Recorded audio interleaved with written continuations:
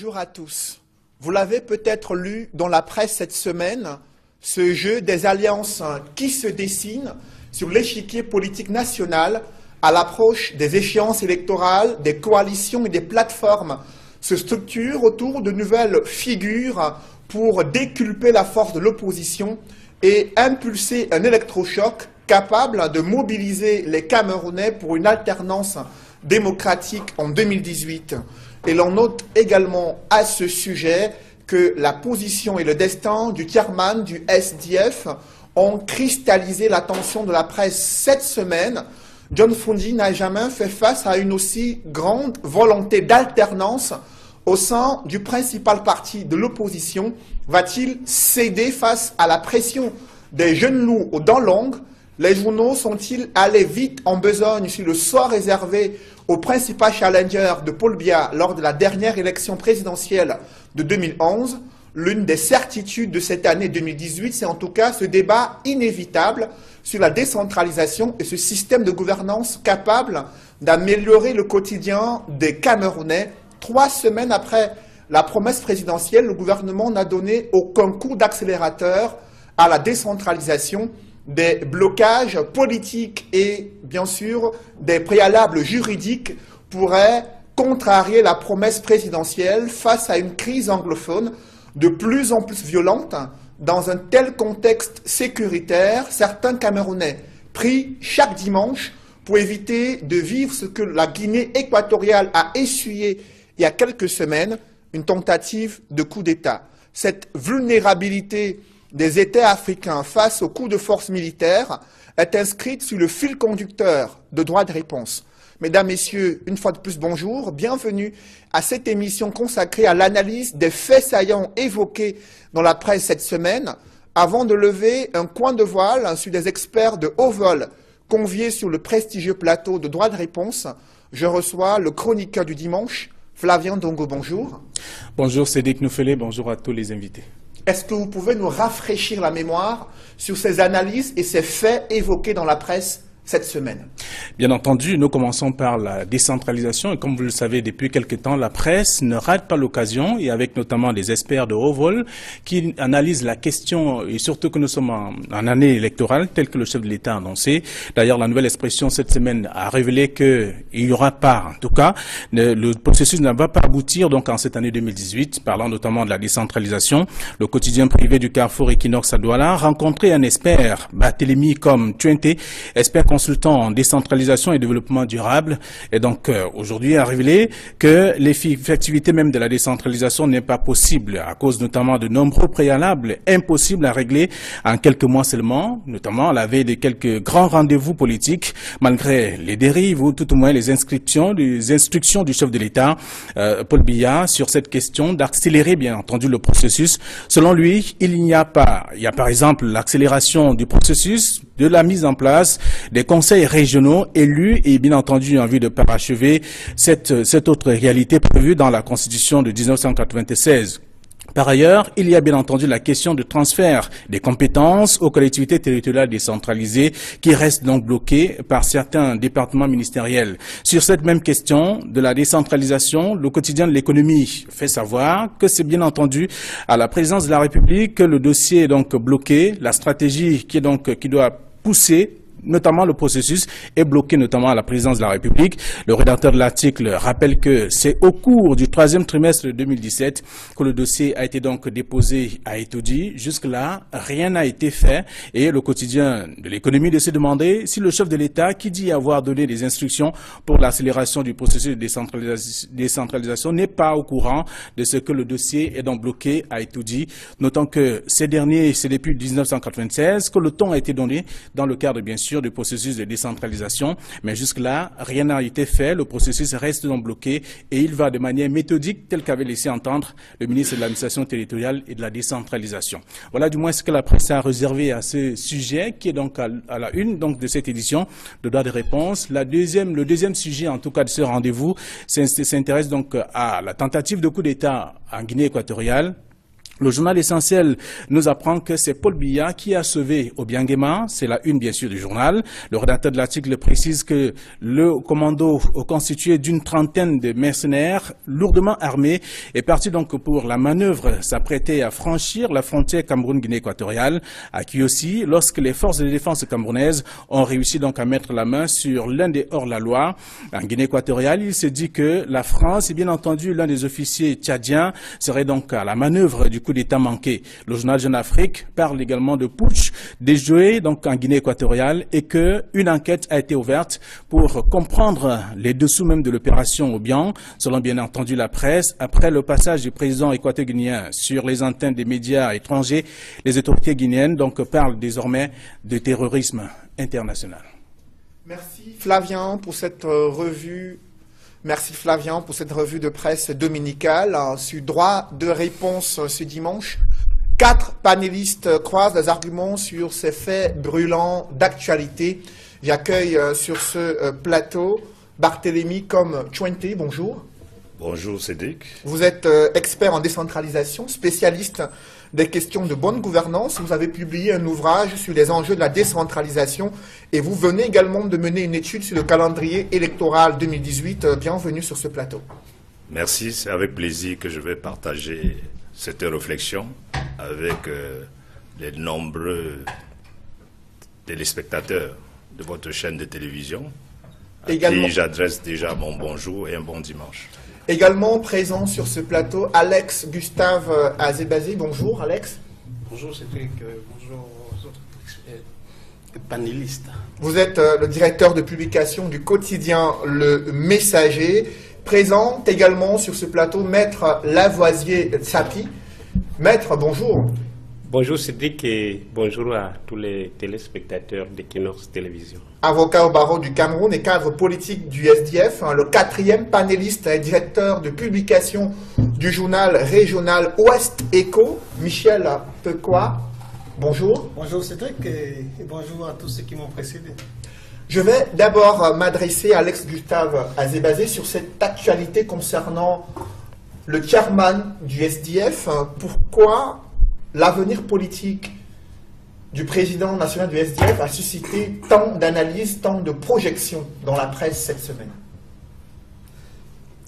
Je ne sais pas si je suis assez qualifié pour répondre à la question telle que vous la livrez, parce que vous aurez remarqué que cette actualité dont vous parlez n'a fait l'objet d'aucune ouverture à la une du journal Le Messager, dont je suis le responsable éditorial. Et donc, qu'est-ce que je vais dire par là? Je vais dire que l'expérience de la couverture des organisations politiques nous amène à, nous incite à beaucoup de prudence lorsque, au sortir d'une réunion des instances décisionnelles, périodique dans une organisation politique importante, et il y a des rumeurs, je préfère utiliser le terme rumeur, il y a des rumeurs qui ne sont visiblement assumées par personne, ni par la communication officielle de l'organisation, ni même par des responsables d'un niveau important. Nous gardons de leur donner la prégnance que j'ai vue dans certaines publications qui, ma foi, et vous aurez remarqué que avant la fin de la semaine, lorsque la direction de ce parti-là, du SDF, a finalement rendu public ses résolutions, ces questions qui semblaient en début de semaine avoir autant mobilisé. Et c'est quand même curieux que les médias qui ont le plus été mobilisés sur cette question-là soient des médias qui sont souvent considérés comme étant des médias proches du parti au pouvoir. Qu'est-ce que j'entends par là? J'entends par là dire que oui, il est possible que des gens supputent sur des choses et d'autres, mais la règle en matière de couverture politique veut que un bon journaliste, avant d'affirmer une chose sur le sort d'un leader politique, s'entoure de garanties minimales. Je peux vous dire, alors où nous sommes sur ce plateau, que le président national du SDF, le président en fonction, sera candidat à sa propre succession au prochain congrès. Donc la question de la candidature à la présidentielle n'est pour l'instant réglée par aucune instance du SDF. Certes, je comprends.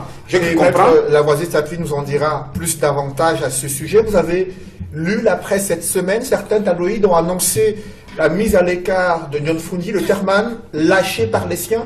Ce sont quelques titres à la une de certains tabloïds parus cette semaine au Cameroun. Que pensez-vous de ce traitement, de cette actualité parue dans certains journaux cette semaine? Eh bien, je vais appuyer l'analyse faite par Benjamin, par Alex Gustave, pour dire que la presse est allée très vite en besogne. Elle est allée très vite en besogne parce qu'elle a mal interprété ce qui s'est discuté au NEC. Il est vrai que lors de ces assises du SDF, certains militants ont présenté des propositions d'amendement des statuts du parti. Et vous savez, le comité exécutif national est là pour voir si ces propositions d'amendement sont de nature à fragiliser les statuts et donc le fonctionnement du parti, ou si ces propositions d'amendement sont de nature à consolider et à renforcer le fonctionnement du parti. Il a donc été notamment proposé qu'après John Froundi, je dis bien après John Froundi à la tête du parti, que le prochain président soit limité dans son mandat. 5 ans renouvelables une fois. C'est une proposition. Et comment se définit l'après-Froundi au sein du SDF? Il y a un calendrier, il y a non, une pas du tout. Pas c'est... du tout. Vous savez, chaque parti politique a son icône. Nelson Mandela est resté en prison 27 ans. Les militants de l'ANC l'ont gardé comme président de l'ANC, malgré le fait qu'il était en prison. C'était une icône pour ce parti. Froundi, à l'heure actuelle, représente encore une garantie de stabilité pour le SDF. Ce n'est pas parce que il y a une élection présidentielle en vue qu'il faut précipiter les choses. Et je pense que le départ de Froundi de la tête du SDF, si ce n'est pas bien préparé, bien pensé, risque plus de faire du mal au parti que de lui faire du bien. Et je pense que même après son départ, son successeur, si Froundi ne le soutient pas, ne pourrait pas faire grand-chose. Donc Froundi représente encore beaucoup pour le SDF. Il y a une série de propositions d'amendements qui ont été présentées par la base. Nous les avons discutées, mais nous avons renvoyé le débat au NEC du 9 février. Donc le 9 février, le comité exécutif national va se prononcer définitivement sur ces propositions qui incluent la création d'un poste d'honneur pour le président actuel du SDF, un poste d'honneur du président du SDF, qui inclut, entre autres, le vote d'une pension de retraite pour John Froundi, etc. C'est des propositions qui seront encore réanalysées le 9 février, au prochain NEC du 9 février, avant le congrès qui a lieu le 22 février. Et nous ne sommes pas sûrs que ce que le NEC envoie au congrès passera, parce que le congrès, c'est plus de 2500 délégués. Le NEC, c'est une cinquantaine de personnes. Donc justement, vous confirmez au moins que durant le NEC qui s'est tenu il y a quelques jours à Bamenda, il y a eu des discussions sur l'avenir politique du chairman John Froundi à la tête de ce parti, avec des propositions visant à préparer sa sortie, si on vous comprend bien. Oui, ces propositions-là visent à lui aménager pour la retraite uniquement. Pour la retraite uniquement, à ce que quand il ne sera plus président du SDF, qu'il ne puisse pas trop souffrir dans sa vie privée. Et ensuite, c'est plus pour le bon fonctionnement du SDF, pour l'avenir. À savoir que si un président national du SDF ne doit plus faire plus de 10 ans, on est sûr qu'il y aura l'alternance régulière à la tête du parti et qu'il y aura plus de dynamisme. Mais pour le moment, oui, j'insiste, pour dire qu'il n'a pas été question de débarquer Froundi au cours de cette réunion du NEC. Et d'ailleurs, il n'appartient pas au NEC de le débarquer, c'est un élu du Congrès. Il n'y a que le Congrès pour le Après ces précisions de Lavoisier-Sapie sur l'avenir politique du chairman du SDF, Michel Pequot, comment vous réagissez face à cet empressement de la presse a évoqué une sortie du chairman du SDF dans ce sillage, dans cette perspective des échéances électorales. Je tiens d'abord à préciser que la presse n'a pas accès aux travaux du NEC. Nous qui couvrons les activités du SDF depuis des dizaines d'années, la presse n'a pas accès à ces travaux-là. Et si ce genre de débat atterrit dans les salles de rédaction, vous comprenez très bien que c'est dans l'intérêt des officines du SDF de créer le buzz autour d'une activité comme celle-là. Parce que, et ça j'emprunte ton thème, il y a des jeunes lourds dans l'ombre qui seraient pressés peut-être d'être calife à la place du calife. Et partant de là, ils ont monté tout un scénario au thème d'un débat. Parce que nous, on n'a pas parlé de ça à Westeco, ça c'est évident. Mais on a eu des informations beaucoup plus précises selon lesquelles le chairman lui-même avait accepté de partir sous la pression de ses enfants. Vous voyez jusqu'où on peut aller pour légitimer une espèce, pour justifier une position qui serait celle-là. Mais de mon point de vue, je suis d'accord avec Alex Boussard-Wazévazé, je suis d'accord avec Maître Tsapi parce que les statuts du SDF, je les connais aussi très bien comme journaliste. Je parle du SDF depuis une vingtaine d'années. Je peux le dire à 99,99% que non seulement le chairman va rester comme président du SDF, mais vraisemblablement il sera le candidat du SDF à l'élection présidentielle qui arrive.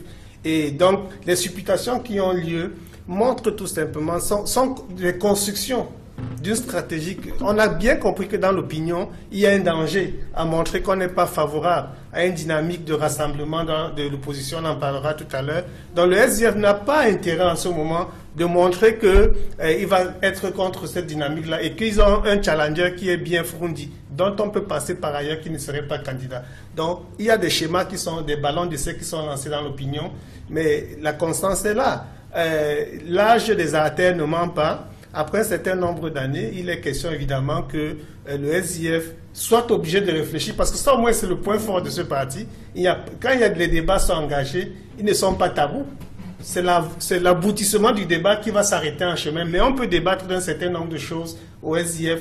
Et la question de l'usure, parce que ce n'est même pas le débat, c'est l'usure de la figure emblématique du SDF qui pose problème en ce moment. Mais nous sommes en période préélectorale. Il y a une sorte de bipolarisation durant les échéances électorales avec deux personnalités majeures sur l'échiquier politique. Le chef de l'État, Paul Biya, candidat à l'élection présidentielle, et John Froundi, toujours candidat du principal parti de l'opposition. Et là, je me tourne vers vous, Barthélémy Com, sur cette situation concernant le SDF. Est-ce que cette bipolarisation ne crée pas une certaine lassitude sur les Camerounais qui ont soif d'alternance à tous les étages de la société?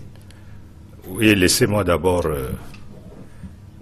situer un peu pour les téléspectateurs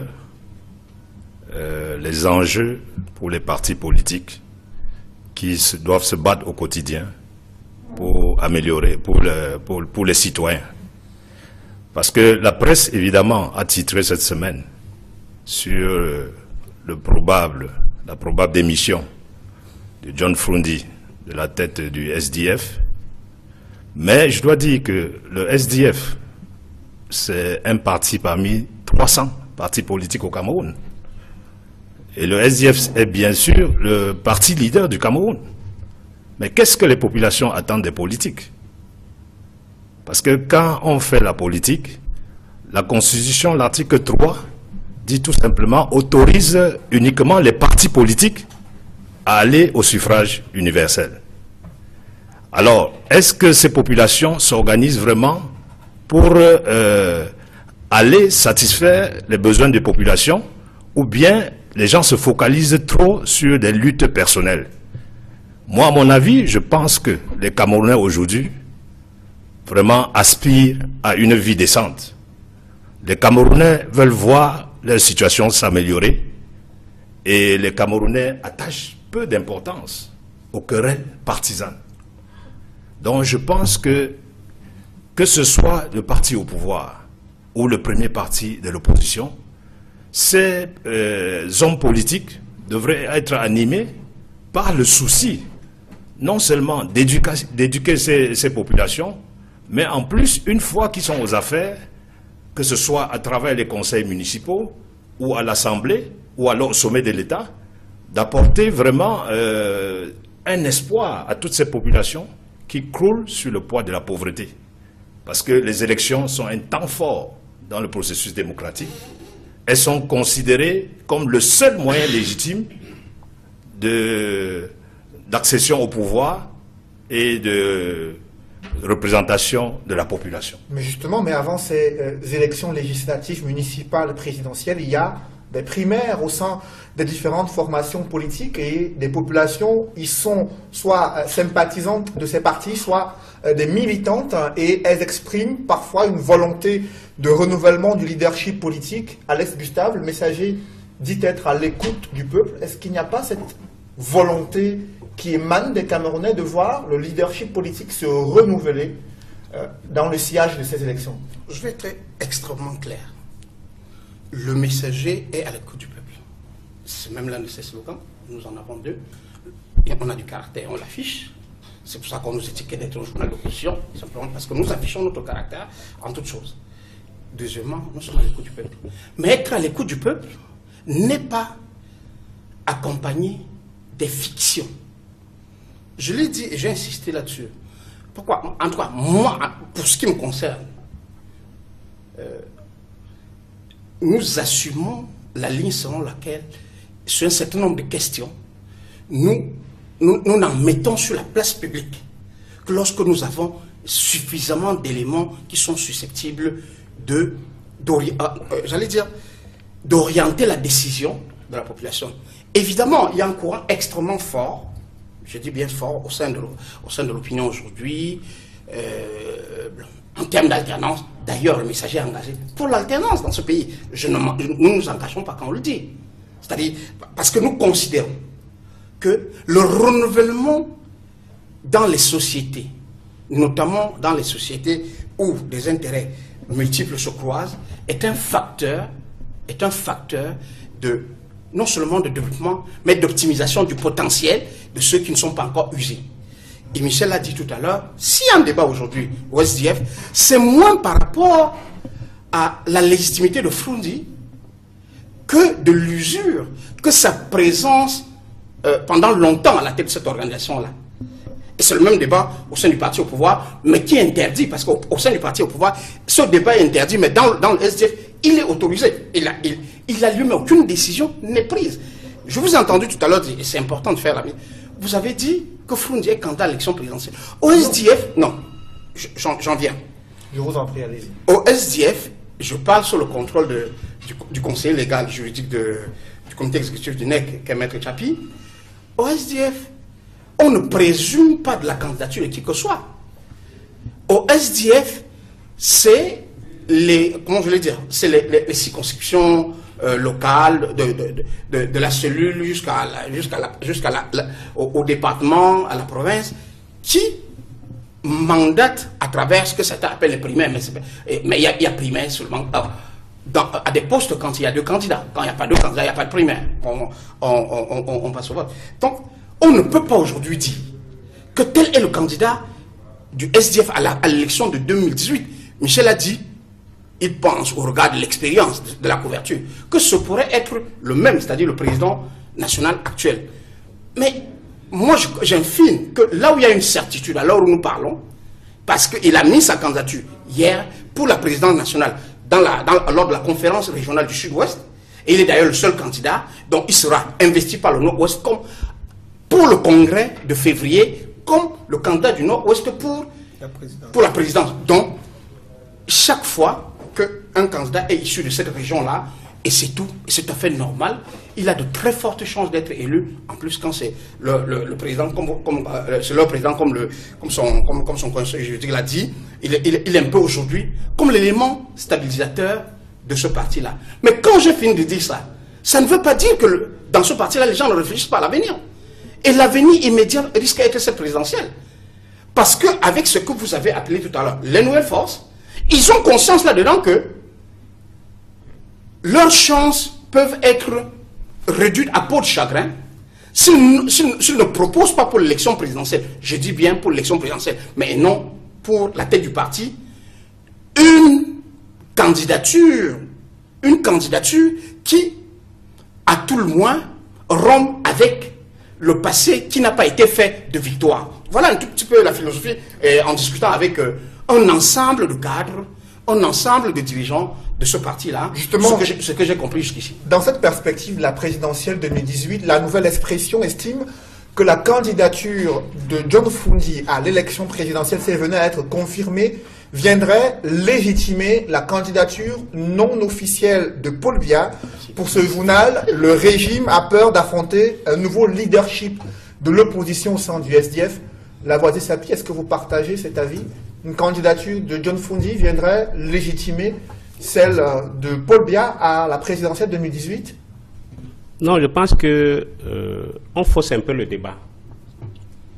En matière d'élection au Cameroun, je ne sais pas pourquoi on passe outre le perfectionnement du code électoral pour s'accrocher au candidat. Vous pouvez avoir un candidat unique de l'opposition qui échoue face à Paul Biya si on maintient les conditions d'élection actuelles. Moi, je pense que les leaders politiques feraient mieux de lutter pour une élection présidentielle à 2 tours. Ferait mieux de lutter pour l'adoption du bulletin unique aux élections. Ferait mieux de lutter pour la mise en place d'une commission électorale véritablement indépendante. Pour la dépolitisation de l'administration publique de notre pays. Il y a des choses que, lorsqu'on en tient compte, sincèrement, le leader politique de l'opposition n'a aucune chance. Cela étant, je pense que la candidature de Fundi, comme certains le disent, n'est pas acquise. Elle n'est pas acquise, pourquoi? Parce que, déjà, lorsqu'on se réfère au statut du parti, les statuts du parti disent qu'à l'article 12.4, c'est le congrès du SDF qui désigne le candidat à l'élection du parti. Tant qu'il n'y a pas de congrès, on ne sait pas qui va être candidat. Le congrès extraordinaire, il faut préciser. Un congrès extraordinaire. Donc, dans l'année de la présidentielle, le SDF tient un congrès extraordinaire pour désigner son candidat à l'élection présidentielle. Bon, je voudrais quand même souligner qu'en 2011, la candidature du président national John Fundi n'est pas passée par le Congrès. Elle n'est pas passée par le Congrès parce que il y avait un vent très fort pour que nous présentons un autre candidat que Fundi. Les débats étaient très animés. Le président national avait même été approché par certains patriarches pour lui demander de laisser un autre se présenter. Et c'est pour ça que dans toutes ces discussions, le temps a passé, on n'a plus eu le temps de convoquer un nouveau congrès. Mais lorsque le comité exécutif national a finalement investi le président John Fundi, lui-même il a dit qu'il pense que ceci peut être sa dernière chance à une élection présidentielle. Ça, c'était une déclaration de 2011. Est-ce qu'entre-temps, Fundi a changé d'avis? On ne peut pas le dire maintenant. Il faut attendre à l'approche du congrès. Pensez-vous que sa candidature, parce que pour être candidat, actée, attendez, est-ce qu'elle pourrait légitimer celle de Paul Biya? Non, non, pour être candidat, je n'avais pas fini, pour être candidat, il faut déjà être soutenu par 6 régions sur 10. Et il faut présenter un minimum de 60 signatures, donc 10 par région. Si Fundi fait circuler les fiches de candidature, ça veut dire qu'il va être candidat à l'élection présidentielle. Mais je voudrais partager les opinions émises par mes copanélistes pour dire qu'il y a un vent très fort pour le changement. Et notamment, l'effervescence qu'on a vue dans la presse cette semaine traduit cette volonté très forte dans l'opinion, et une opinion qui est de plus en plus jeune, de voir d'autres figures que celles que nous avons présentées avant. Et au sein du SDF, ce vent aussi se manifeste? Oui, ce vent se manifeste. En 2011, il y a des gens qui étaient prêts à se présenter si Fundi n'était pas candidat. On avait des candidats. Et vous savez, si l'élection présidentielle se précise, je pense que le président national, John Fundi, a un rôle déterminant à jouer dans la désignation du candidat du SDF. Si ce n'est pas lui, il faut que ce soit un candidat qui soutient.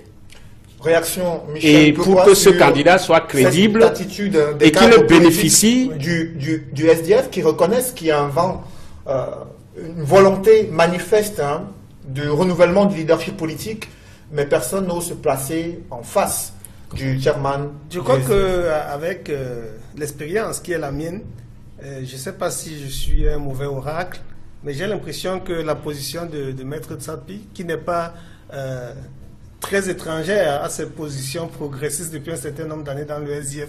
Je ne suis pas certain que ces positions-là sont partagées par ceux qui sont véritablement aux manettes dans le SDF. Le noyau dur. Le noyau dur, parce qu'ils ont l'impression qu'il peut y avoir une évolution dans le sens d'un passage de témoins. Moi, je suis moins sceptique, je suis beaucoup plus sceptique par rapport à... Donc, en clair, il y a des conservateurs et des progressistes qui s'affrontent. Exactement, et je crois que les conservateurs ont le vent en poupe en ce moment au sein du SDF par rapport à ceux qui sont beaucoup plus favorables à un changement de cheval de base. Parce que dans le cas d'espèce, le chairman est le cheval de base du SDF. Il est celui qui garantit, comme il a, pour utiliser son terme, le maximum de stabilité pour ce parti-là. Mais reste que on a un défi qui est celui de l'alternance.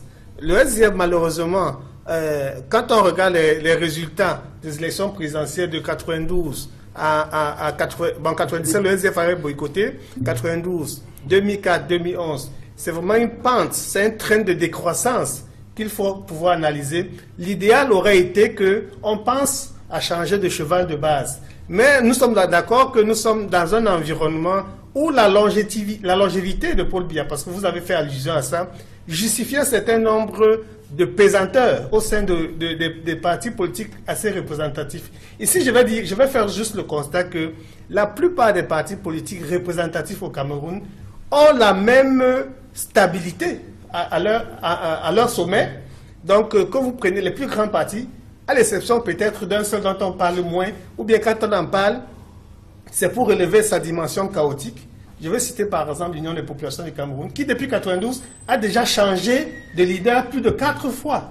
On ne vend pas suffisamment ce désir d'alternance qui se manifeste dans ce parti, mais on voit autre chose. Là où justement dans les partis qui sont les plus stables, on a les mêmes dirigeants depuis 25 ans, et ça crée au sein de l'opinion cette impression que rien ne peut changer. Il y a cette lassitude qui fait que les populations sont découragées par les élections. Justement, un nouveau leadership politique se structure depuis quelques mois. Mais je voudrais dire à Michel plateforme et alliance, je vous en prie. Je voudrais dire à Michel que le chairman John Frundi est à l'écoute de la population.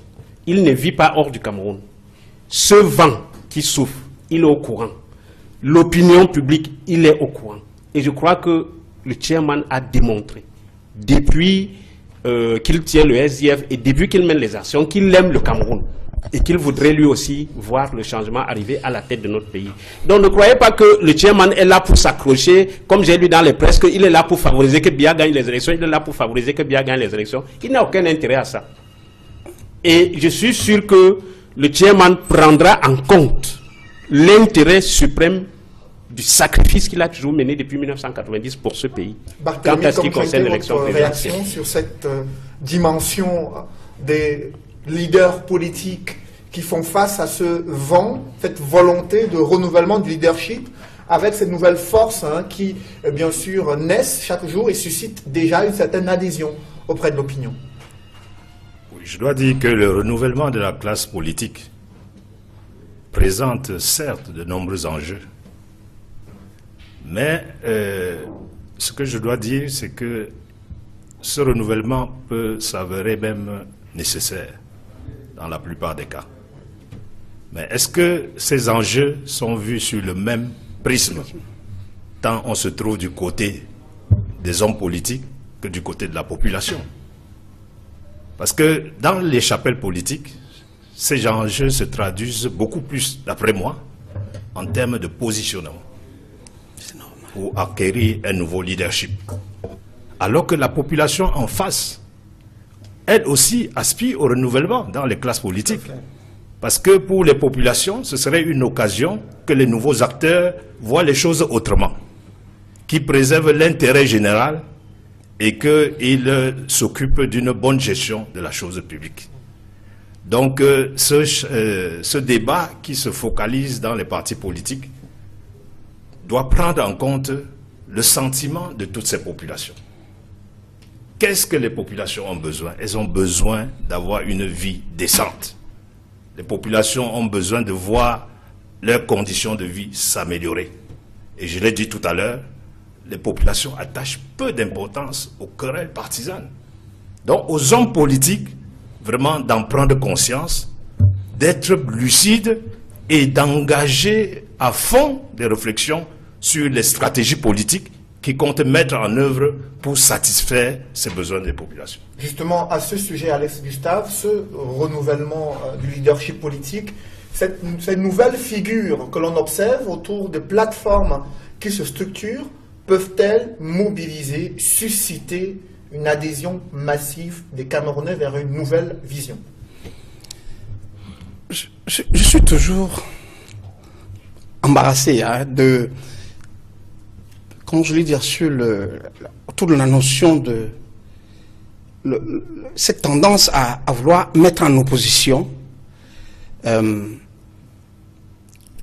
l'expérience, j'allais dire l'âge et en politique. Je ne fais pas partie de ceux qui considèrent que parce qu'on est plus jeune, on a plus de capacité politique que ceux qui sont âgés. A contrario, on peut être âgé et être jeune d'un point de vue politique, c'est-à-dire d'un point de vue partisan. Moi, je connais des candidats je connais des personnalités qui, même à 50 ans, n'ont jamais fait de la politique politicienne. C'est-à-dire qu'ils n'ont jamais adhéré à un parti politique, n'ont jamais appartenu à un appareil où on gère les intrigues dont relève à juste propos mon frère Com. Mais quand j'ai fini de dire ça, je considère que la nouveauté n'est pas liée à l'âge. Parce qu'il y a un débat malsain qui tend à s'installer. Heureusement que c'est beaucoup plus présent sur les réseaux sociaux qu'ailleurs. Qui laisse croire que le bon candidat ou la bonne personne pour porter les aspirations de la population camerounaise qui rêve d'un pays intégré dans la compétition internationale doit être quelqu'un qui a peut-être 20 ans, ou 21 ans, ou 22 ans, ou en tout cas, moi j'entends souvent des gens parler de Macron, mais sauf que les gens oublient que c'est des gens qui évoluent dans un contexte où il y a un ensemble de structures qui sont mises en place, qui ont permis aux gens, aux uns et aux autres d'accéder à un certain nombre de fonctions publiques assez jeunes. Or, ici chez nous, on arrive à des fonctions publiques, quelquefois, quand je parle de fonctions publiques, je ne parle pas de la fonction publique étatique, je parle des fonctions d'acteurs publics. Leader d'un syndicat, leader d'une association, leader d'un parti politique, leader d'une organisation professionnelle, leader de... C'est cela les fonctions publiques, c'est-à-dire qui forment à la responsabilité, à la négociation, à la gestion des intérêts collectifs ou communs. Or, on a mis dans la tête des Camerounais, et c'est ce qui est à dénoncer, que pour être un dirigeant politique, il faut avoir évolué dans le moule de l'administration. Tout le monde voit où l'administration publique camerounaise a mis le pays. Et si j'avais à choisir ou à conseiller un choix, je dirais, mais peut-être qu'il faut commencer à essayer de faire confiance aux gens qui n'ont pas fait toute leur carrière dans l'administration camerounaise. Parce que le résultat que nous vivons de la technocratie administrative me semble le résultat relativement mauvais, ou en tout cas globalement mauvais, est parfois lié à cette tendance à ne fonctionner que pour soi. C'est-à-dire que collecter, rassembler, le débat que tout à l'heure on en parlera sur la décentralisation. Mais pourquoi elle coince? Elle coince parce que l'administration camerounaise considère qu'elle ne partage rien avec personne. Nous y reviendrons, Alex. Et donc, je conclus sur ce point en disant, en revenant à un lien que vous avez fait, partant du titre de notre excellent confrère de la Nouvelle Expression, en faisant croire que si Froundi n'est pas candidat, Biya ne serait pas candidat. Moi, je crois qu'il faut enlever ça de votre tête. C'est pas lié. Ça n'a aucun lien. Et je pense que ceux qui, oui, dans le cadre des pressions, des manœuvres de coulisses, les gens peuvent faire écrire ça à la presse, mais ça n'a aucun lien. La décision de Biya d'être candidat pour le RDPC ou pour la galaxie au pouvoir n'est liée à aucune autre chose que sa position comme pôle fédérateur de tous ces groupes qui ont pris le pays dans une sorte de... Dans une sorte de... Je n'utilise pas le même Justement, face à ce régime RDPC, il y a des coalitions et des plateformes qui se structurent autour de nouvelles figures politiques. Est-ce que ces alliances peuvent réussir là où d'autres coalitions avaient échoué? Michel Pecquois, vous qui avez vécu cette période des années 90, ces essais entre les anciens leaders, du moins les leaders politiques en 97, en 2004, est-ce que ces nouvelles alliances qui naissent et qui se dessinent depuis quelques semaines peuvent-elles réussir? Non, je crois qu'on est encore en plein dans la diversion. Il faut être suffisamment lucide pour comprendre que ces alliances n'ont qu'un effet médiatique pour le moment. Pourquoi est-ce qu'un parti comme le SDF, qui est le premier parti de l'opposition, déciderait par exemple de ne pas présenter un candidat qui a fait ses preuves au profit de quelqu'un qui est arrivé en dernière minute et dont on dit qu'il détient la panacée secrète? Et sa seule présence au départ amènerait le changement à être débloqué. Je ne crois pas. Cependant, il y a un appel fort au sein de l'opinion pour une dynamique de rassemblement. Dans aucun état-major d'un parti politique sérieux, on ne peut ignorer cela.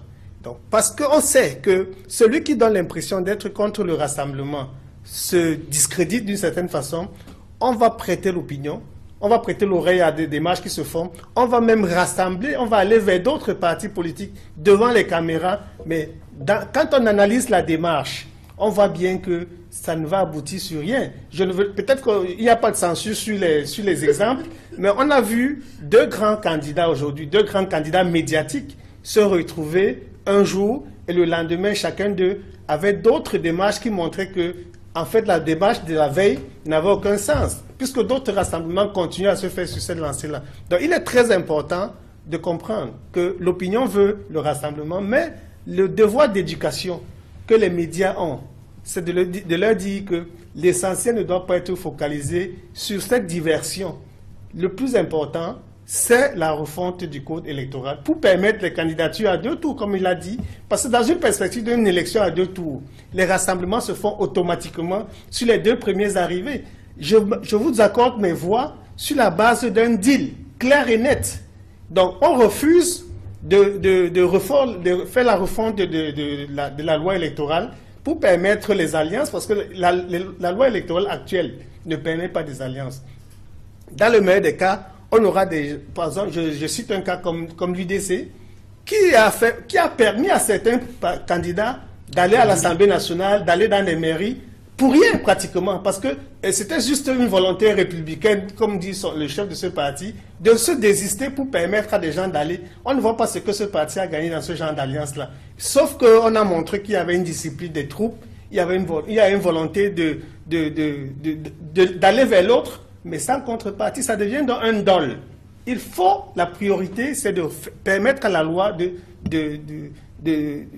consacrer des alliances. Justement, le Messager a annoncé cette semaine une rencontre de haut niveau entre Maurice Kamto, président du MRC, le chairman du SDF, au-delà des idéologies politiques. Maître Lavoisier-Siapi, êtes-vous favorable à ce que le SDF intègre une coalition dans la perspective de la présidentielle? Ben oui, la coalition c'est une bonne chose. Nous avons vu ses effets en 1992. Mais comme disait Michel tout à l'heure, il ne faut pas faire des coalitions pour faire des coalitions. En 2011, sur les 23 candidats qui sont allés à l'élection présidentielle, 8 étaient originaires de la région de l'Ouest. Sur les 8 candidats qui étaient originaires de la région de l'Ouest, 5 se sont désistés à une semaine de l'élection pour soutenir le président Paul Biya.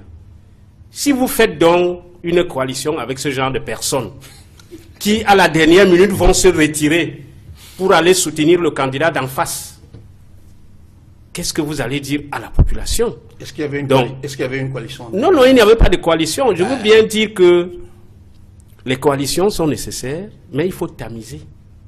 Il faut beaucoup réfléchir avant de faire des coalitions. Est-ce que le problème, ce n'est pas l'ego de certains leaders politiques face à la nécessité de mettre sur pied des programmes, comme le disait Barthélemy Com-Twente, des programmes à même de susciter l'adhésion des populations et ensuite de les convaincre de voter en leur faveur? Absolument. Le programme du SDF est connu depuis 90. Ça fait près de 28 ans que nous chantons ce programme.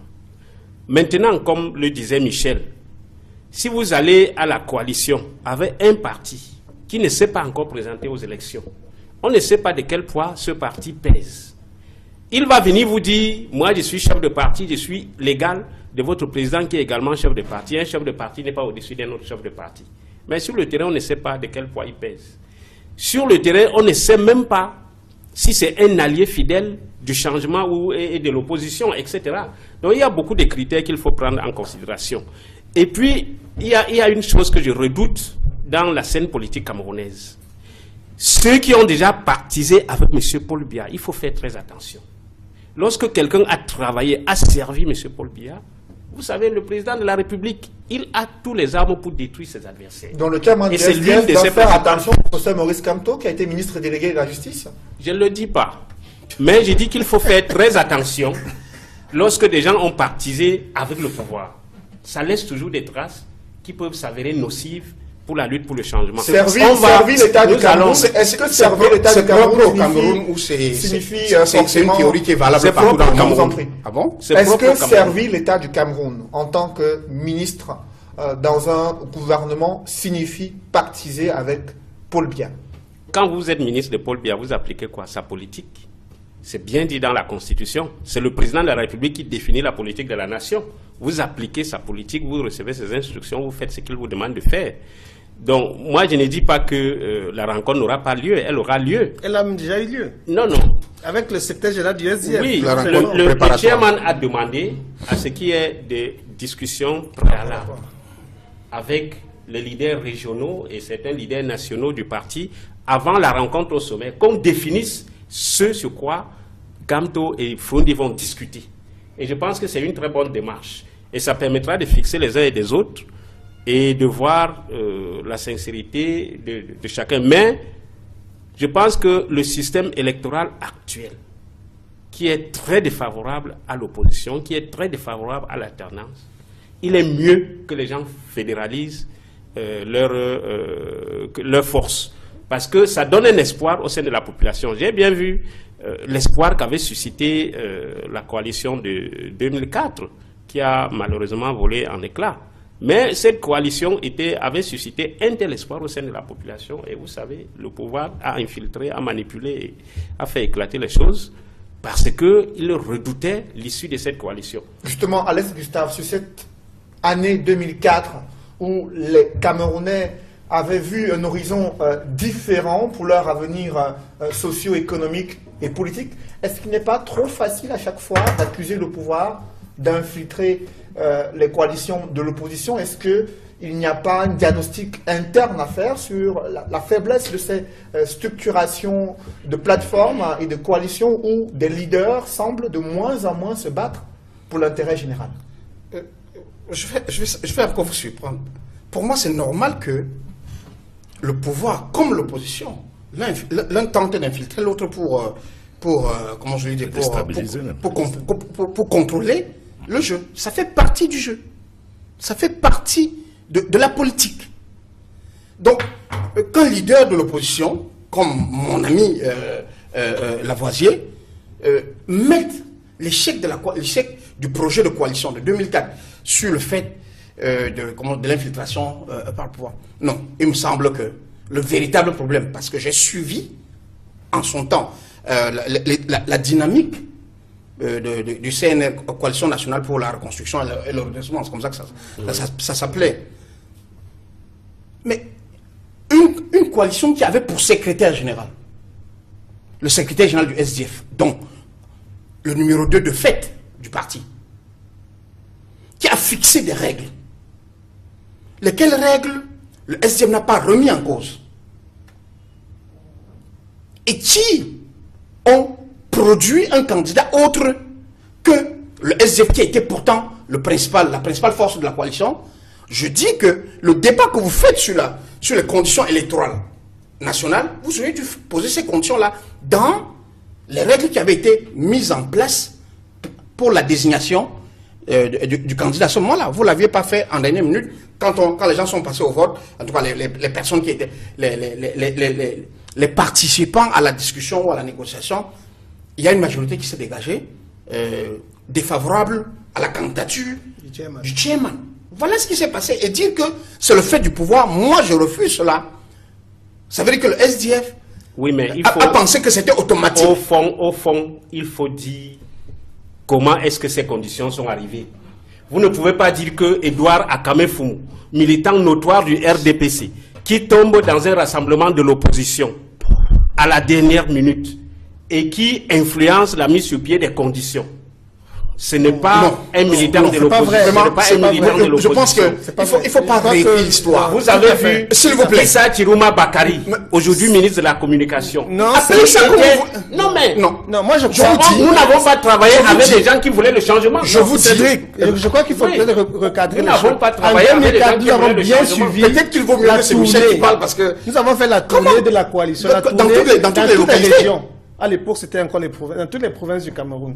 Les règles ont été fixées, comme il a dit, par Feu Assongani, Père à son âme, qui était le secrétaire général du SDF.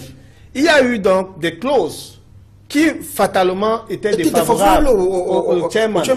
Ce que je comprends très bien la démarche du chairman, parce que lors du meeting de Bafoussam, lorsque tout était déjà plié, il a utilisé une formule qui me semble être pleine de bon sens. Vous allez, moi j'ai 23 camions, toi tu as 4 camions, on dit qu'on va mettre les camions sur une seule carte grise, pourquoi c'est toi qui veux prendre? Parlant ainsi à Adamou Ndamdjoya qui avait 4 députés, lui il en avait 23, il estimait que c'était pas normal que ce soit Adamou Ndamdjoya qui conduise l'opposition. Mais il aurait dû le dire avant, parce que les règles avaient déjà été fixées et les règles lui ont été défavorables.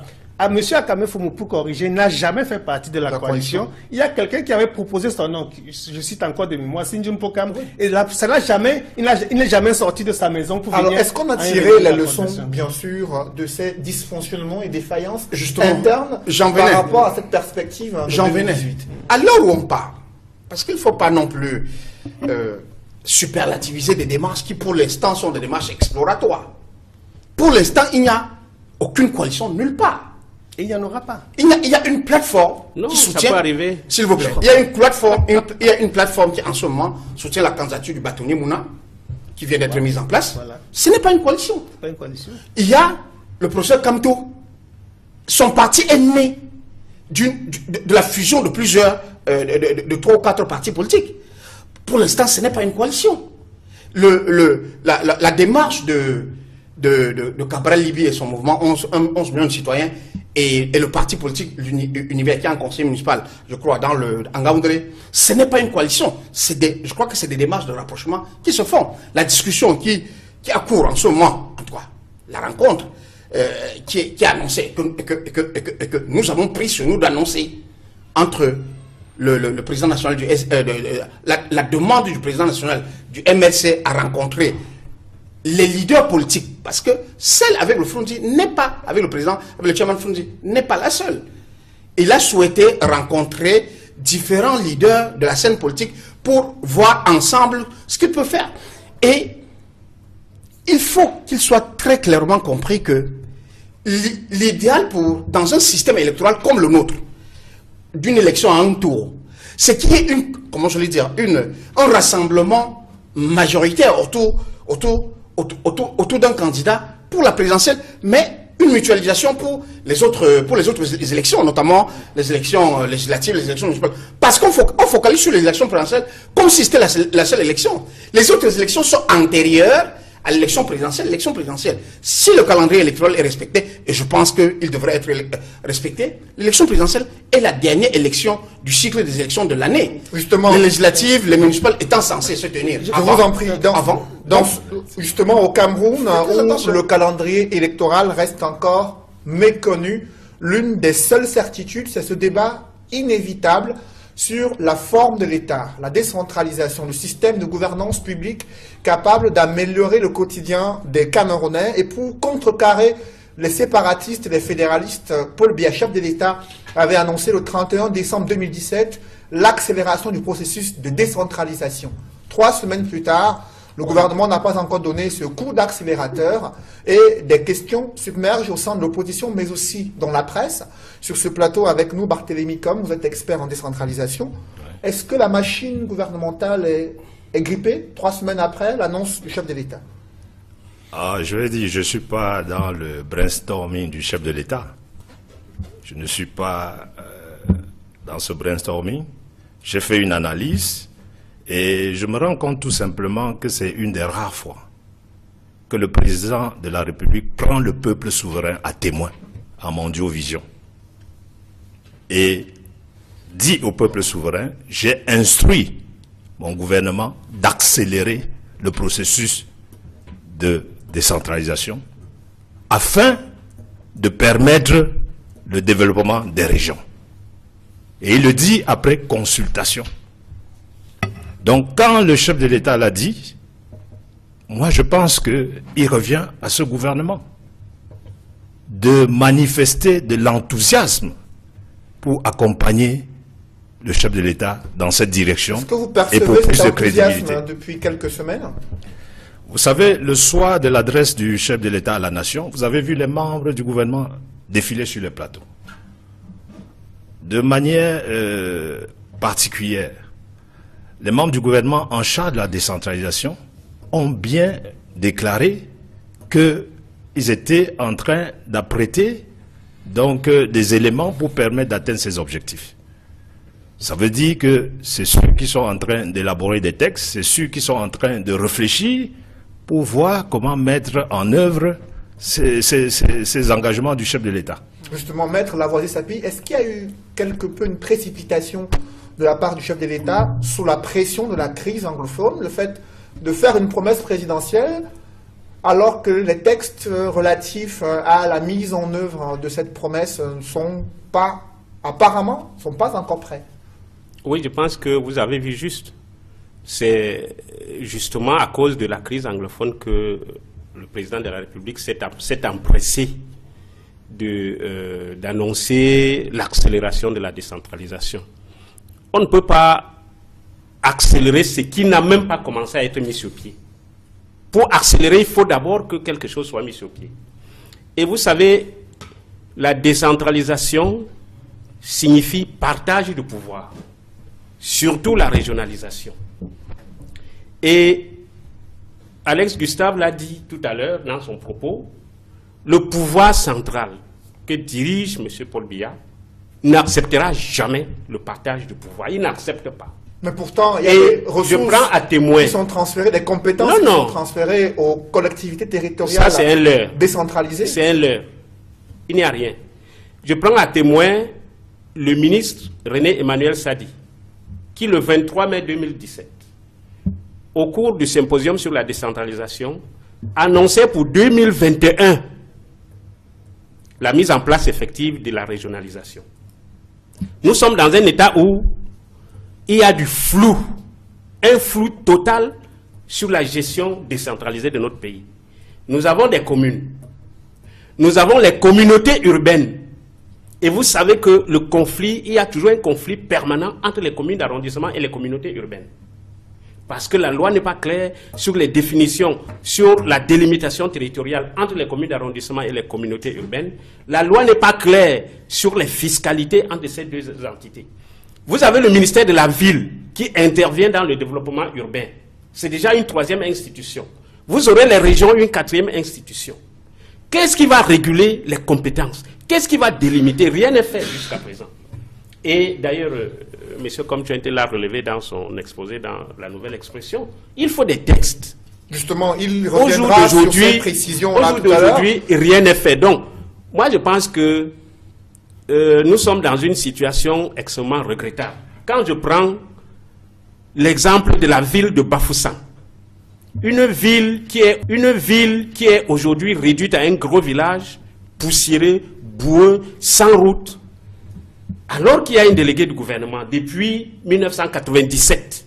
Vous savez, ces institutions de délégués du gouvernement, ça a été institué pour tuer le développement des villes. Il n'est pas acceptable qu'ici, à Douala, 37 ans de renouveau, vous n'avez pas le moyen d'échangeur. Regardez le matin, quand les gens vont au travail, comment ils souffrent. Comment il n'y a pas d'échangeur à Douala dans les différents carrefours. Donc je pense que la décentralisation, qui aurait pu amener les populations à améliorer, à s'impliquer dans la gestion de leur région, et à améliorer leur vécu quotidien. Le pouvoir central n'en veut pas. Justement, Michel Pecot, sur cette décentralisation, vous observez de près la situation dans la région de l'Ouest. Vous êtes directeur de publication d'un journal régional. Vous discutez avec les populations, les élus locaux et bien sûr délégués du gouvernement auprès de la communauté urbaine de Bafoussam. Est-ce que cette décentralisation répond aux préoccupations des populations sur le plan local?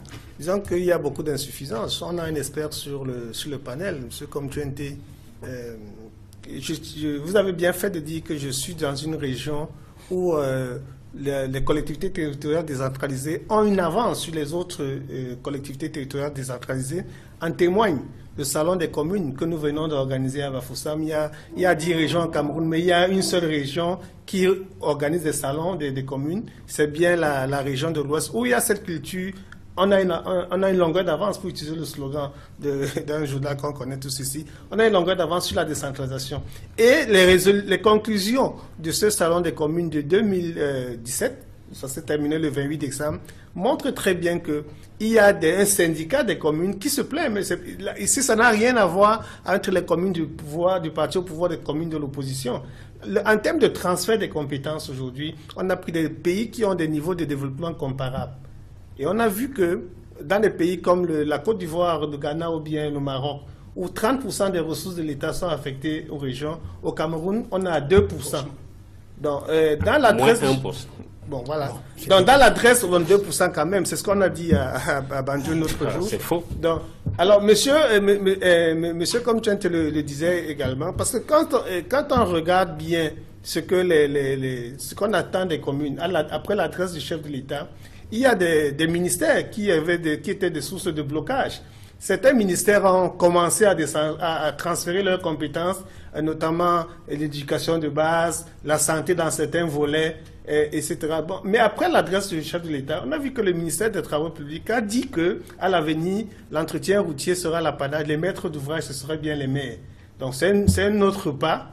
Mais c'est quelque chose qui me semble était déjà inscrit dans l'agenda de ce ministère bien avant, parce qu'il y a un lobbying qui est fait de par les maires, notamment même les maires majoritaires du parti au pouvoir. Il reste que, lorsque le chef de l'État fait son discours, le 31 décembre, le budget est déjà adopté.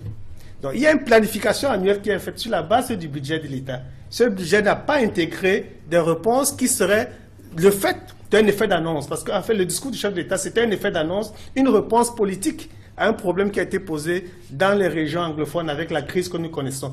Il y a un déficit de transfert de compétences. Il y a un déficit de dévolution de pouvoir aujourd'hui au Cameroun. C'est ça qui pose le problème. Les populations camerounaises en ont marre d'un pouvoir transcendantal qui viendrait seulement du centre à Yaoundé, etc., loin des préoccupations à la base, et d'où ce mécontentement qui s'exprime de manière plus violente dans les régions anglophones, et qui est perçu par tout ailleurs de la même façon. Parce que quand vous voyez un maître d'école à Guidigis, pour faire ses dossiers, il faut qu'il rentre à Yaoundé. Pour certains dossiers, ça devient très très pénible. Justement, vous parlez d'une réponse politique de la part du chef de l'État, réponse qui est contrariée par un certain nombre de préalables à mettre en place. Barthélémy Kom, vous avez passé au peigne fin ces textes de la décentralisation.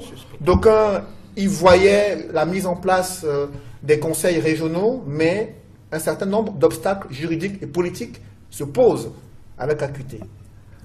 Alors, avant de répondre à cette question, je voudrais dire que quand le président de la République s'est engagé ainsi publiquement, il est conscient qu'on ne part pas du néant, parce qu'il s'engage à accélérer le processus de décentralisation. Ça veut dire que accélérer, ça veut dire augmenter la vitesse. On ne part pas tout à fait du néant, parce qu'il y a eu le corpus juridique qui a été mis en place. Vous savez, l'État unitaire décentralisé est consacré par la Constitution de 1996. Les premières lois arrivent seulement en 2004, les lois de décentralisation.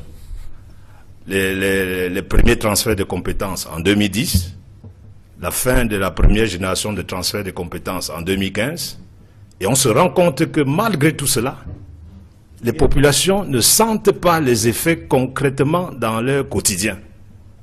Pourquoi? Parce que les compétences ne sont pas effectivement transférées. pour permettre donc à ces élus locaux, à ces collectivités, d'assumer pleinement leur mission.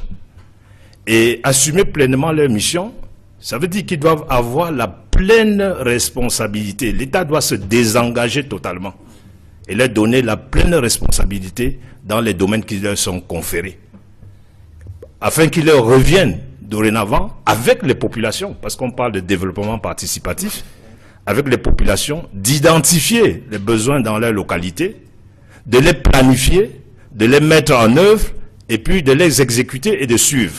Et cette accélération promise par le chef de l'État, pourquoi elle tarde à venir? Quels sont les préalables qui risquent de peser sur l'ambition et la promesse présidentielle?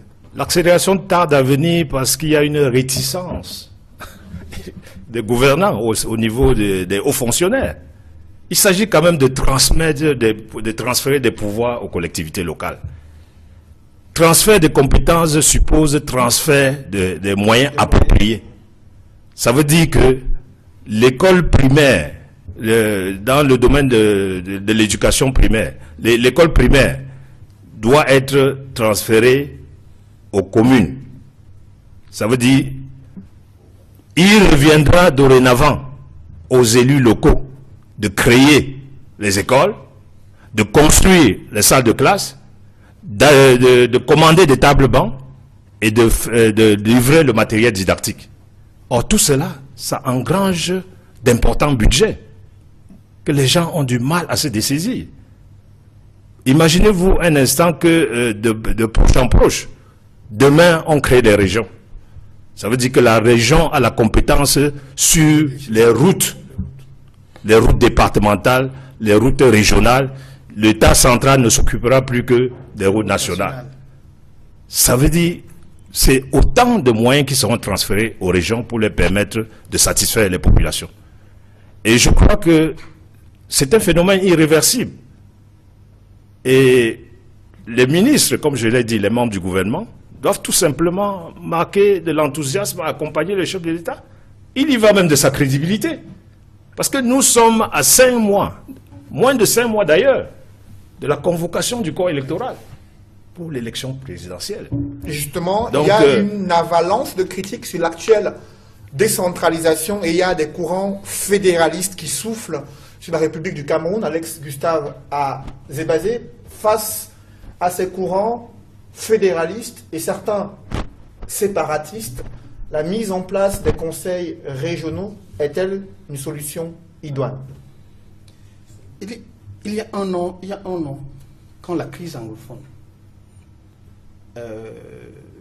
dans sa manifestation actuelle, n'avait que 3 mois, et c'était exactement le 19 décembre 2016, j'écrivais, c'est d'ailleurs la première tribune que j'ai écrite de ma longue vie, de quelqu'un qui écrit publiquement, que j'ai destiné au chef de l'État, une sorte de lettre ouverte.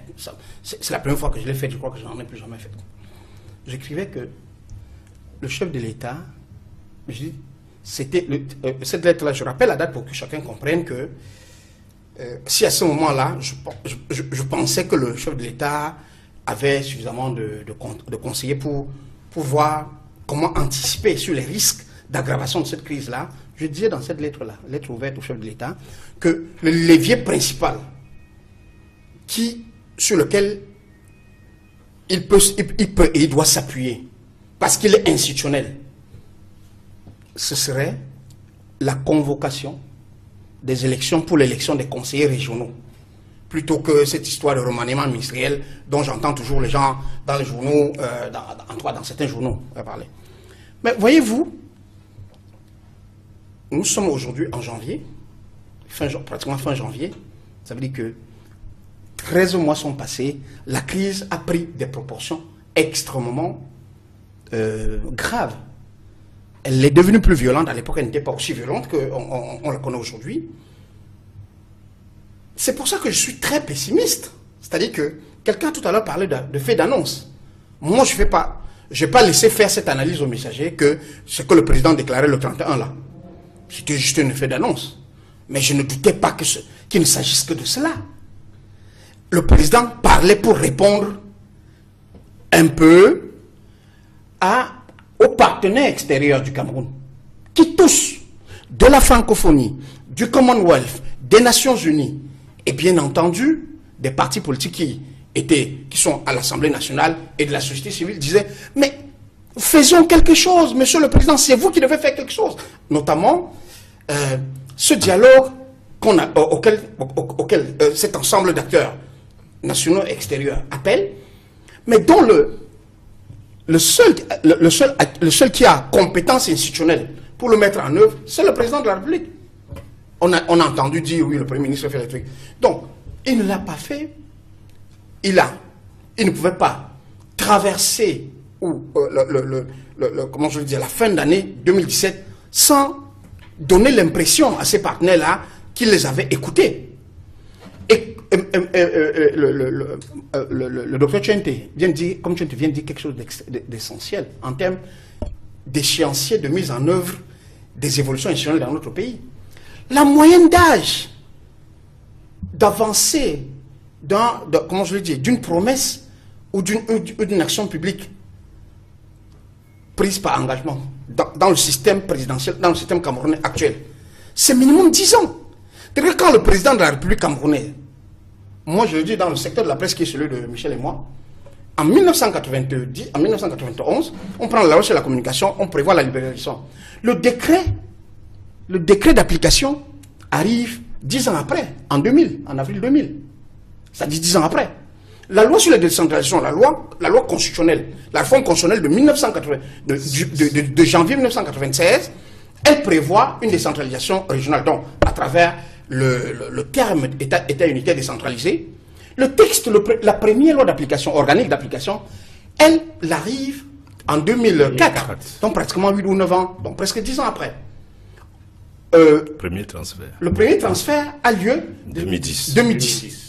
Bon, si vous intégrez cela, parce que les analystes doivent tenir compte de l'histoire des process pour ne pas vendre le vent à l'opinion. Ma conviction, je le dis encore, je ne l'ai pas écrit, je ne l'ai pas encore écrit dans le journal Le Messager, c'est que, en termes de volonté politique, j'ai de la peine à croire qu'il en existait une pour aller clairement non seulement à la décentralisation, mais qui aujourd'hui apparaît même pour une partie de l'opinion camerounaise comme n'étant plus la bonne solution. Parce que la partie irrédentiste de notre peuple, dont on dit qu'ils ont pris les armes dans le sud-ouest et dans le sud-ouest, mais il y a une bonne partie là-dedans qui disent que le minimum qui peut nous faire rester dans la République, c'est le fédéralisme, le minimum. Alors justement, le chef de l'État... Donc, en l'espèce, je me demande si on réalise même, si ceux qui sont autour du chef de l'État, mais lui-même, peut-être qu'il n'a plus... Le chef de l'État, à son âge, ne peut pas avoir la même vitesse d'anticipation que les autres. Mais je pense que le minimum eût été que son entourage,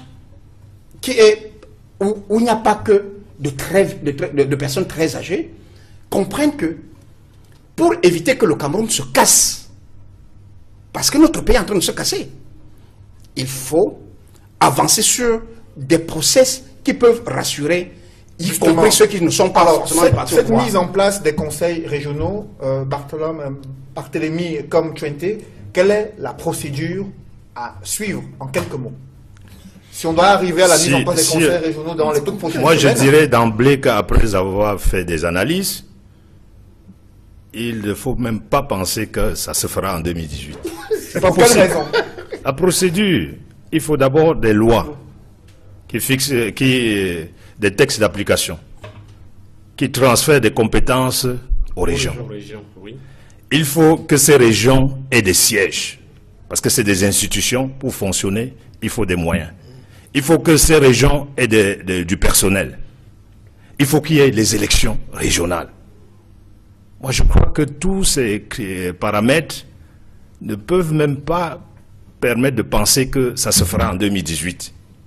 Par contre, il y a des mesures qui peuvent être prises et qui peuvent traduire la volonté politique du chef de l'État de vouloir accélérer la décentralisation. Par exemple, la base de ce système la base, c'est les communes à la base des collectivités. C'est-à-dire, les communes ont besoin tout simplement que on leur donne les moyens pour qu'ils puissent donc faire face aux compétences qui leur sont transférées. Les communes ont besoin, les maires et les élus ont besoin d'un statut de l'élu local. Vous avez vu, si vous allez au TCS, le nombre de maires qui de plus en plus est condamné, c'est un peu effrayant. Ça peut même décourager les gens d'aller vers ces fonctions. Il faut une formation de ces élus, une formation renforcée. Il faut qu'il y ait une stratégie même nationale de la décentralisation. Mais le quotidien de l'économie estime que cette stratégie est bloquée au palais de l'Etoudi, selon le quotidien de l'économie. Oui, mais tant que la stratégie n'est pas approuvée, adoptée et diffusée... Le Conseil national de la décentralisation que préside le Premier ministre sert à quoi? Parce que moi, je suis toujours étonné... Mais le Conseil national de la décentralisation est une instance de réflexion. C'est au sorti de là qu'ils ils valident la stratégie. Et l'instant d'adoption, c'est le président de la République. Donc tout remonte. N'oubliez pas que l'État unitaire décentralisé a ceci de particulier que c'est l'État qui décide de transférer des compétences aux collectivités. Mais c'est pour ça que ça ne marche pas. Pour qu'il y ait donc décentralisation, ces collectivités doivent avoir une autonomie organique. Ça veut dire qu'ils doivent avoir des organes de gestion. Le conseil municipal et le maire. Même comme aujourd'hui, il y a des délégués du gouvernement qui s'ajoutent. Alors, au-delà de cette réponse politique, avant que vous ne réagissiez, au-delà de cette réponse politique qui est très attendue, vous le savez, le Cameroun est engagé sur le front contre le terrorisme à l'extrême nord du Cameroun, contre les assaillants séparatistes dans le sud-ouest, mais les forces armées ont aussi réussi à déjouer sur le sol camerounais un putsch initialement prévu en Guinée équatoriale entre un coup d'État manqué et un acte de terrorisme international. Le président Théodore Obiangema a déploré l'implication des personnalités françaises, des mercenaires tchadiens et centrafricains ayant des liens au plus haut niveau avec leur pays d'origine. Alex Gustave s'est basé sur cette question concernant le président équato-guinéen. Comment expliquer cette forte présence étrangère dans une tentative de coup d'État en Guinée équatoriale? Je suis quand même... quand c'est dit par le président équato-guinéen que telle puissance ou tel pays est impliqué, moi je prends ça avec beaucoup de réserve. Vous savez, le phénomène de mercenariat n'est pas toujours forcément encadré par les États. Quand des officines ou quand des groupes militaires ou armés se constituent pour vendre leurs services à diverses personnes, ils ne demandent pas l'autorisation du gouvernement d'origine ou du gouvernement du pays dont ils sont originaires. C'est comme le travail de consultant. Moi, quand j'étais consultant et que je faisais une consultation à l'étranger, je ne demandais pas l'autorisation du gouvernement camerounais. Je prends juste... parce qu'il faut faire très attention à cette facilité que nos gouvernements... Je peux comprendre que le président équato-guinéen, pour rallier l'opinion africaine, qui est assez hostile à la France, qui est assez hostile à un certain nombre de puissances extérieures, balance ce genre de choses. Mais à l'heure où nous parlons, je n'ai vu, en tout cas sur la base des informations qui sont diffusées, que ce soit par la presse, que ce soit même par en dehors de telles déclarations, je n'ai vu aucun élément qui atteste que... mais il savait que parmi ces mercenaires, ce sont des hauts gradés militaires qui, dans un certain passé, avaient eu des liens au plus haut niveau dans leur pays. Il n'a pas parlé de la France, il a parlé de certaines personnalités françaises qui, selon lui, auraient financé ce coup d'État. Vous avez vu les faits, c'est une déclaration. Pour moi, ça reste une déclaration. S'agissant, par exemple, comment je dis, de celui qu'on a arrêté ici à Douala, présenté comme étant le chef des putschistes, un Tchadien. Moi, un général. Le gouvernement tchadien que j'ai suivi, le ministre des Affaires étrangères du Tchad, a dit ce monsieur n'a jamais été général dans son armée. Que c'est je crois, un ancien militaire tchadien qui a fait désertion depuis très longtemps et qui vivrait au Cameroun où il a deux résidences, une à Maroua et une à Yaoundé. Est-ce pourtant qu'on va dire que le Cameroun est impliqué dans une histoire comme celle-là? Je ne pense pas. Donc, faisons attention de créer les conditions. Le président équato-guinéen, il ne faut pas l'oublier, ça fait bientôt 40 ans qu'il est au pouvoir dans son pays. Et il peut... Et les élections qui ont lieu souvent dans ce pays-là sont des caricatures d'élections. Et il vient justement d'être élu il y a quelques mois. Et son parti vient d'avoir 99 députés suissants dans une élection parlementaire. Cette Guinée équatoriale qui est confrontée à une crise économique, Maître Lavoisier-Safi, Guinée équatoriale qui est confrontée à une crise économique comme le reste des pays de la sous-région Afrique centrale, comment expliquer le fait que les États africains soient vulnérables aux coups de force militaire? Il y en a eu un peu plus feutré, diplomatique, c'était au Zimbabwe il y a quelques mois. Aujourd'hui, c'est la Guinée équatoriale. Oui, vous savez que l'Afrique dans le monde reste l'un des rares continents où les ressources naturelles ne sont pas encore exploitées à fond, comme en Europe. L'Afrique regorge encore de très nombreuses ressources naturelles qui sont rares et qui sont nécessaires au développement des pays occidentaux. Ça fait que l'Afrique, le sous-sol africain est très convoité par les États, très convoité par les multinationales. Et on a vu que lorsqu'un gouvernement tente de dévier par rapport à ses soutiens, à ses partenaires extérieurs traditionnels, ça lui crée des ennuis. Lorsque le président Bongo du Gabon essaye de faire venir la Chine pour exploiter le pétrole, la France lui crée des ennuis. Et ça, c'est des luttes d'intérêt, c'est normal. Moi, je pense que le président Obiang est victime de ce qu'il a un sous-sol riche en pétrole. Et ce sous-sol attire des convoitises. Et je pense bien que lui aussi s'est rapproché de la Chine. Et vous savez, la Chine est redoutée par l'Europe, par les Amériques, sur le sol africain. Parce que la Chine vient bousculer des habitudes qui sont installées depuis le temps de la colonisation. Et ce genre de coup de force, cela ne me surprend pas. Le Cameroun n'est pas à l'abri. Parce que moi, je pense que le jour où nous allons aussi tenter d'acquérir une indépendance économique, où on va privilégier peut-être les nationaux, on risque également d'avoir des tentations de troubles de cette nature-là. Donc moi, je pense que ces troubles, c'est des guerres pour la conquête des richesses africaines. Et nous devons être vigilants. Nous devons cultiver de plus en plus le nationalisme africain. Nous devons cultiver le nationalisme dans nos pays. Parce que moi, je pense que ce qu'on a arrêté, il y a des Tchadiens, il y a des Centrafricains, il y a des Équato-Guinéens. C'est des Africains. Les Européens ne viendraient jamais eux-mêmes prendre des armes pour combattre un régime africain. Mais on utilise toujours nos peuples. Pourquoi nos peuples acceptent? Vous n'irez pas en Chine prendre un Chinois pour combattre le gouvernement chinois, il ne va pas accepter. Ou bien vous irez en Asie ou en Amérique prendre un Américain ou un Asiatique pour combattre, il ne va pas accepter. Pourquoi les Africains acceptent? Justement, on est dans une sous-région Afrique centrale où il y a quand même des dirigeants qui battent des records de longévité au pouvoir, à fait, je crois que... avec un indice de développement humain qui est assez bas dans la sous-région Afrique centrale. Est-ce que cela peut être un des facteurs qui expose nos États de la sous-région à ce type d'événement? Je crois que l'absence de perspective d'alternance par des voies pacifiques peut expliquer un certain nombre de procédures, de process.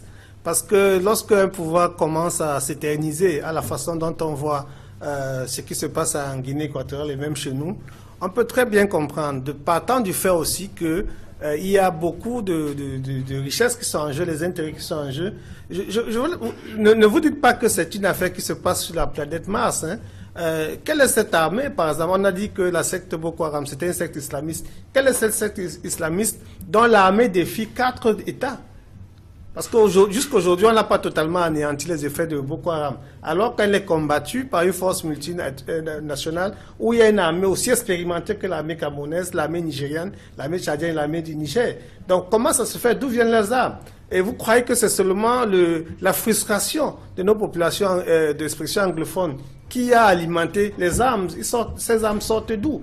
Donc chaque fois qu'un pays, chaque fois qu'un gouvernement s'éternise, il donne la possibilité à ceux qui ont intérêt de faire une redistribution de cartes par des moyens qui ne profitent pas aux populations. Il est important d'asseoir le pouvoir sur la base d'un consensus. il n'y a pas un consensus qui voudrait un consensus partagé. Bien entendu, je l'ai encore dit une fois, chaque fois que la volonté de pouvoir s'exerce de manière transcendantale à partir du centre vers la périphérie et que la périphérie ne se reconnaît pas, d'une part, c'est légitimé que les gens pensent à des coups de force. Vous ne verrez pas ça, il a pris l'exemple dans les pays où on sait très bien quelle est la prévisibilité, quel est le départ d'un leader, on ne voit pas très bien pourquoi est-ce que les gens adhéreraient à des opérations aventureuses comme celle-là. Parce que si le coup avait marché en Guinée équatoriale, je suis convaincu que au lendemain d'une élection qui a consacré 99% de voix au parti au pouvoir, on aurait vu aussi des marées humaines descendre dans la rue et célébrer l'arrivée des nouveaux conquérants.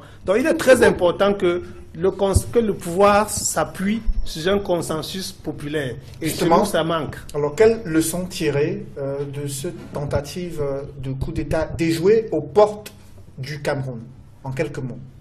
En quelques mots, si l'on s'en tient aux déclarations du président de Guinée équatoriale, il faut condamner cette tentative de déstabilisation des institutions d'un pays souverain. Et en plus, vous savez, on est dans une mondialisation et les grands pays occidentaux sont à la recherche d'expansion de leur pouvoir économique. Et l'Afrique, avec ses ressources minières, comme vient de le dire le conseiller juridique, M. Sapi, est le terreau même de cette convoitise, avec des gisements, des ressources naturelles que nous avons et qui sont encore inexplorées.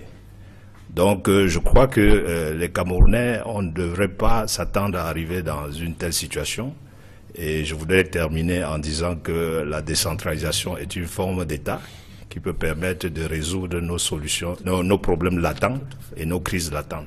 Merci Barthélémy Komtwente. Je précise que vous êtes expert en décentralisation et spécialiste des questions de bonne gouvernance. À vos côtés, Maître Lavoisier Sapi, avocat, cadre politique du SDF. Également présent sur ce plateau, Alex Gustave Adébazé, directeur de publication du journal Le Messager. Michel Pecoy, directeur de publication du journal régional Ouest Écho. Mesdames, messieurs, c'est la fin de cette édition de Droit de réponse. Merci d'avoir suivi. Merci également de rester sur Equinox Télévision.